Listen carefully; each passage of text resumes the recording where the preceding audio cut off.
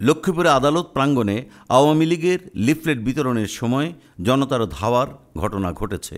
এ সময় দুইজনকে ধরে পিটুনির পর একজনকে পুলিশে সোপর্দ করা হয়েছে।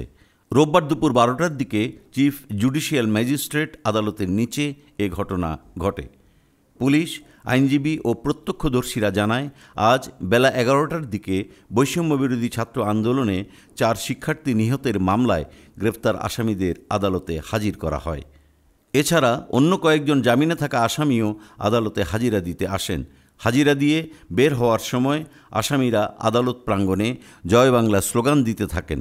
এক পর্যায়ে জামিনে থাকা আসামি জেলা আওয়ামী লীগের সাবেক সাংগঠনিক সম্পাদক রুহুল আমিনের নেতৃত্বে কয়েকজন কর্মী লিফলেট বিতরণের চেষ্টা করে।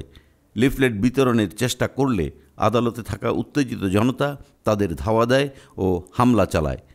এ সময় দুজনকে ধরে মারধরের পর একজনকে পুলিশে সোপর্দ করা হয়, অপরজন পালিয়ে যায়। এ ঘটনার পর আদালত প্রাঙ্গণে লক্ষ্মীপুর জাতীয়তাবাদী আইনজীবী ফোরাম ও লয়ার্স কাউন্সিলের আইনজীবীরা বিক্ষোভ সমাবেশ করেছেন। বিক্ষোভ সমাবেশে বক্তারা বলেন, খুনি হাসিনার দোসররা এখনও বিভিন্নভাবে চক্রান্ত করছে। আদালত প্রাঙ্গণে জয় বাংলা স্লোগান দিয়ে লিফলেট বিতরণ করার সাহস পায় কিভাবে?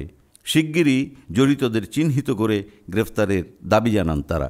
এ বিষয়ে সদর থানার ভারপ্রাপ্ত কর্মকর্তা মোহাম্মদ আব্দুল মোন্নাফ জানান, আদালত প্রাঙ্গণে পিটুনির পর পরাণ চৌধুরী নামে একজনকে পুলিশে সোপর্দ করা হয়েছে। এ ঘটনায় আদালত প্রাঙ্গণে অতিরিক্ত পুলিশ মোতায়েন করা হয়েছে। ঘটনাটি তদন্ত করে আইনগত ব্যবস্থা নেওয়া হবে।